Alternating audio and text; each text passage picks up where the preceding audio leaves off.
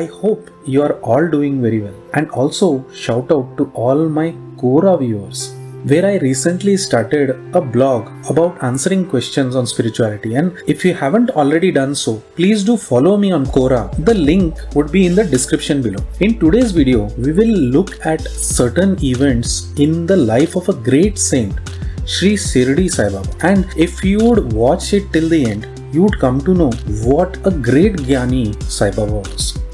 Please don't forget to like, share and subscribe to my channel. And I'm sure to all the Sai Baba devotees out there, you will definitely love this video. So without further ado, let's begin.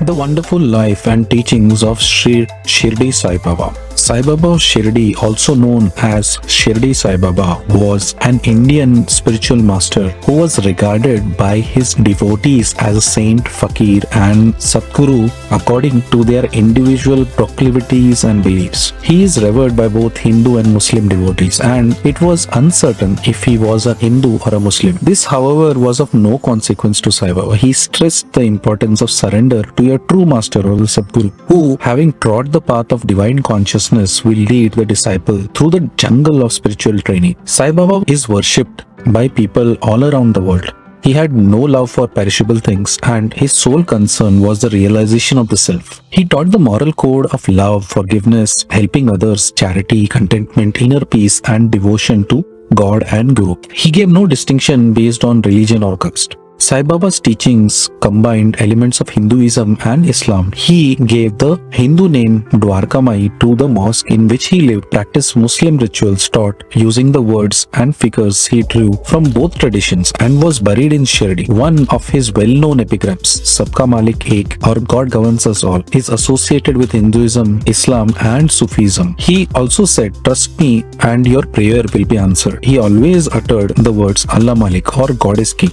There are many saints who, leaving their houses, stay in forests, caves or hermitages, and thus remaining in solitude, try to give liberation or salvation for themselves. They do not care about other people and always are self-absorbed. Sai Baba was not of such type. He had no home, no wife, no progeny, nor any relations near or distant. Still, he lived in the world. He begged his bread from 4 or 5 houses, always lived at the foot of the neem tree, carried on worldly dealings, and taught all people how to act and behave in this world. The early age, Baba says, "When I was a youngster, I was in search of bread and went to Bangkok. There, I got to do embroidery work. I worked hard, sparing no pains. The employer was very much pleased with me. 3 other boys worked before me, got rupees 50, and the second got rupees 100, and the third got rupees 150. And I was given twice the whole of the amount, that is 600 rupees. After seeing my cleverness, the employer loved me,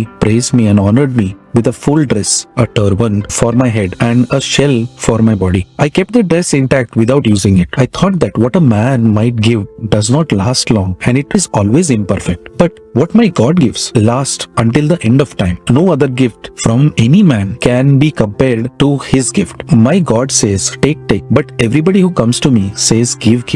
Chand Patil, a gentleman from a town close to Shirdi, while he was making a trip to Aurangabad, lost his mare. For 2 long months, he had been diligently searching for it, but could not find any trace of his lost mare. After being disappointed, he returned from Aurangabad with a saddle on his back. In the midst of his travel, he came to a mango tree, under the foot of which there lived a gem of a man. He had a cap on his head and wore a kafni, or a long robe, and had a satka, or a short stick, under his armpit. On seeing Chand Patil pass by, the fakir asked him to rest and asked about the saddle. "Why are you carrying this saddle?" "My mare has been lost in the way. I have not found it in a long time. Can you make a search for it in a by lane that is close by?" "But let me go and check it out in the by lane." He went there, and wonder of wonders, he found his mare. He thought that this fakir was not an ordinary man, but he was a great saint. He returned to the fakir with the mare. "Thank you, fakir, I found my mare. It's all because of you. I've been so worried for 2 long months for it." can you come home and stay with us? He requested the fakir to come to his home and accept his hospitality. The next day, he went to Chand Patil's house and stayed with him for some time. Chand Patil had a wedding to attend of his relatives at Shirdi, so he requested if the fakir could accompany him to the marriage, to which the fakir agreed. We have a wedding to attend at my relative's home in Shirdi. Would you like to join us? Okay, I'll come with you to Shirdi to attend the wedding. When the marriage party came to Shirdi, it alighted at the foot of the banyan tree at devotee Malsapati's field. Members of the party descended one by one, and the fakir also then got down. Devotee Malsapati saw the young fakir getting down and accosted him and said, What should I call him? Oh, I don't know his name. Let me think. Sai. Yeah, Sai. And others then also addressed him as Sai, and thenceforth he became known as Sai Baba. Malsapati was one of Sai's greatest devotees to have attained moksha in the same lifetime due to his very kind and good nature. Once when a lady, Mrs. Aurangabadkar, approached Sai Baba with a coconut and joss sticks and placed it before him, Sai Baba picked up the coconut and shook it as if it had a dull rattle in the kernel inside that could be clearly heard. Shama, can you make out what this kernel is saying? This woman is praying that a child should fill her womb just the way the kernel fills the coconut. How foolish and fanciful you are. Do coconuts bring children? You know what I mean. I know the power of your blessings. So stop quibbing and give the coconut to her. The two argued back and forth and for some time, and then Sai Baba finally turning the coconut to Mrs. Aurangabadkar and with the promise of a child. But when? In 12 months' time. Dear lady, you are witness to these words. If in 12 months you do not have a child, I promise you, I will get another coconut and break it on this god's head and drive him out of the mosque. If I fail to do that, I shall change my name. The need never arose for Shama to carry out that. However, not all those who came to Shirdi were granted their favors just for asking. Even those closest to Sai Baba were unable to predict how he would react to a particular supplicant. While some were welcomed with old world grace, others were driven away amidst shouting and abuse. Mr. Sapatnekar of Akkalkot was one of those who were driven away repeatedly by Sai Baba. A man who wanted instant Brahmanyana was a man who had everything that money could buy. Satiated with things temporal, he decided that the only thing that could make him happier still was the attainment of self-realization. So when he heard about Sai Baba and how this miracle worker had fulfilled the desire of thousands of people, he hired a Tonga for the round trip and went to Shirdi. On entering Dwarkamai, he fell at Sai Baba's feet. Baba, I have heard you reveal the Brahma to all who come. I have come a long way and am much fatigued from my journey, but I will consider myself well rewarded if you will grant me my wish. Do not be anxious. I shall show you Brahma. It's a rare man who is interested in spiritual matters. Most people come to me asking for health, wealth, power, position and honors. It will be a pleasure to reveal the Brahman to you. Sai Baba then engaged the visitor in small talk, and for a while at least the latter forgot the mission. Then Baba called a little boy and directed him to the local money lenders with instructions to obtain an urgent loan of 5 rupees. The boy returned almost immediately to say that the money lender's house was locked. Baba then directed him to the local grocer's house with the same instruction, and once again the boy returned to say that the grocer could not be found. Sai Baba thereupon sent the boy to a couple of other local people, and each time the boy came back and reported that the individuals concerned were not available. The caller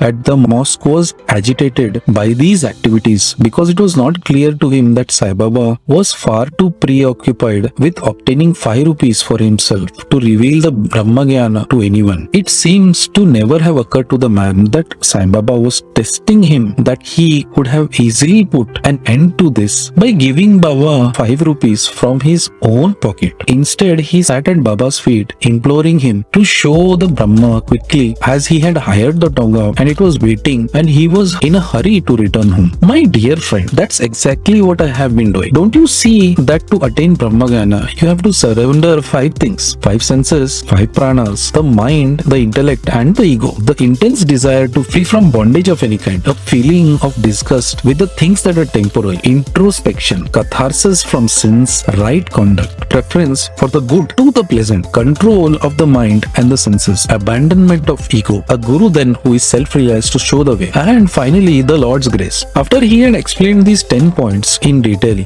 all who were present at Dwarkamai, Sai Baba then turned to his visitor. You, sir, have in your pocket 50 times 5 that I was asking for. The rich gentleman took out the bundle of notes and on counting was surprised to find that he had exactly 250 rupees on him. Roll up the bundle, my good man. Whose mind is engrossed in wealth, progeny and prosperity cannot hope to know the real Brahma. Love for money is a whirlpool full of crocodiles in the form of conceit and jealousy. Greed and Brahma are poles apart. They are eternal opposites. Even if there is a trace of greed in the man's mind, no sadhanas in the world will help him obtain self-realization. All the knowledge of a well-read man is then utterly useless if he isn't free from a desire for rewards for his actions. A man has to have disgust for such things, nor will any guru's teachings be of any help to a man who hasn't rid himself of the ego. It is better, therefore, for one to ask only that which one can assimilate. My treasury is full and I can give anyone what he wants, but I have to see whether he is qualified first to receive it. And though Sai Baba did not give this rich visitor Brahmanyana, he gave him his blessings, and the man left Shirdi wiser and more content. Once a Goan gentleman arrived in Shirdi and after prostrating himself before Sai Baba, offered him 35 rupees. Sai Baba refused the money and instead started to tell what at first seemed like a meaningless story. As I was wandering along the seashore, I came to a huge mansion and sat on its veranda. All of Sai Baba's devotees knew that since his advent in Shirdi in 1858, he had never ventured out of Shirdi and it was miles away from the west coast. The owner of the house welcomed me and fed me sumptuously. He showed me a nice and clean place to sleep in. Near a cupboard, while I was asleep, the man removed a sum of 30,000 rupees from a cupboard of mine. I was greatly depressed. I was certain that it was the cook who had stolen my cash. For a fortnight, I could think of nothing except for my loss. On the 15th day, a wandering fakir heard me moaning in my misfortune and asked me what had happened to cause so much sorrow. I told him then about my theft. Do as I tell you and you will recover your money, the fakir said. There is another fakir whose whereabouts I'll give to you. He'll give you your money back. In the meantime, give up some of your favorite food. I followed his advice and sure enough, in few days I got my money back. So I left his mansion and went to the seashore again. There was a steamer which was about to sail. So I tried to board it, but I couldn't get the ticket. Luckily for me, there was a good-natured person who interceded me and I managed to get aboard the ship. The steamer brought me to another port. From there, I caught a train right to here.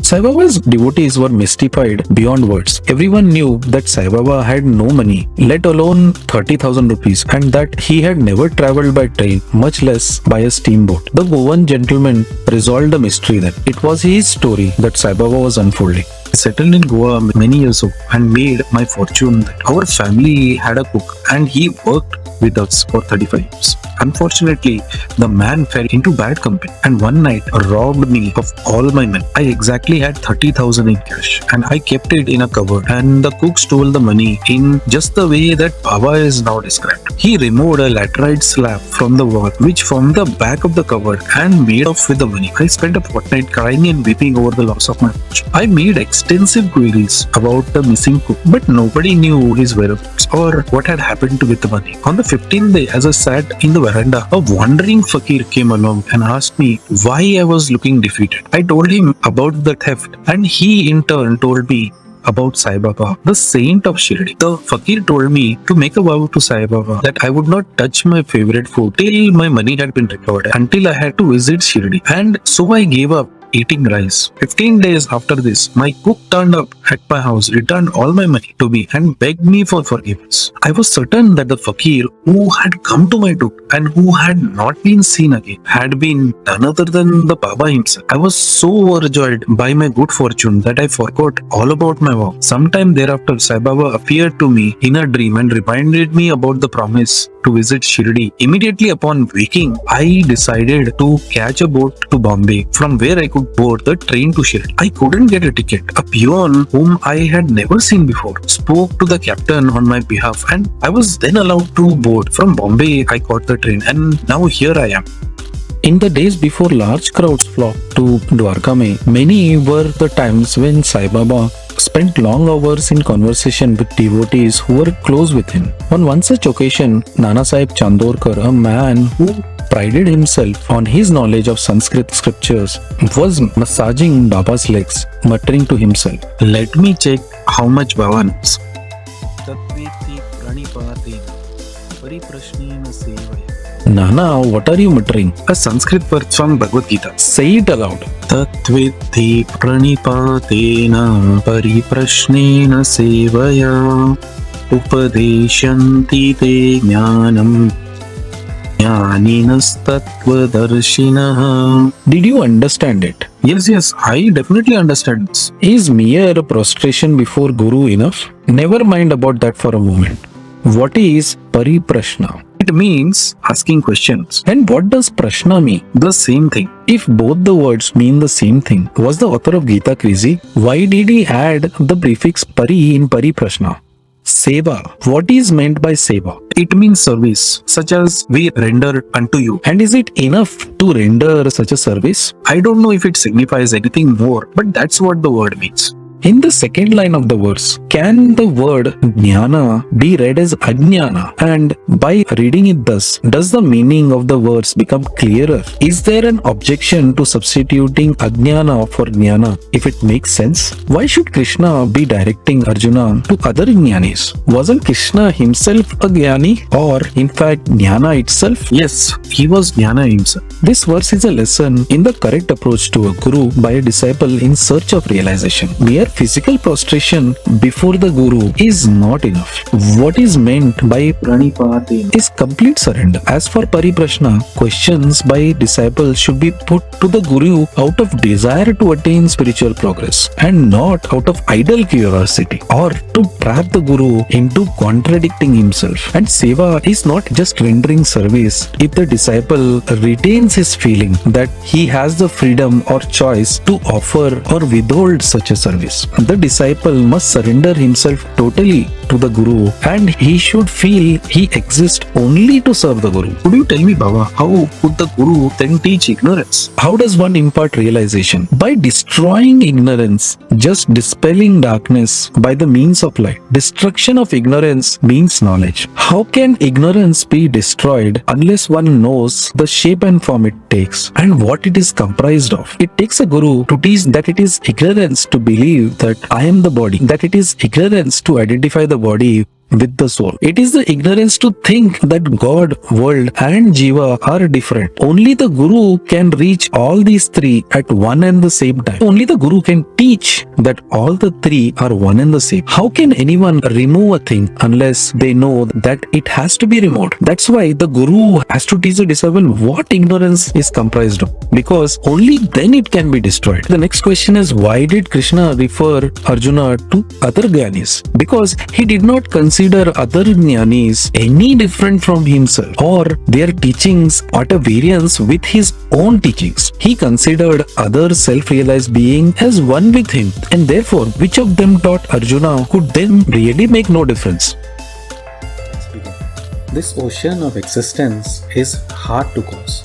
Waves of desire crash against the bank of bad thoughts and break down trees of frailty. Egoism blows forcibly and makes the mind's ocean rough and agitated. Crocodiles of anger and hatred move there unchallenged. Vortices form of the idea of I and mine, and doubts swirl there incessantly. Hate and jealousy play there.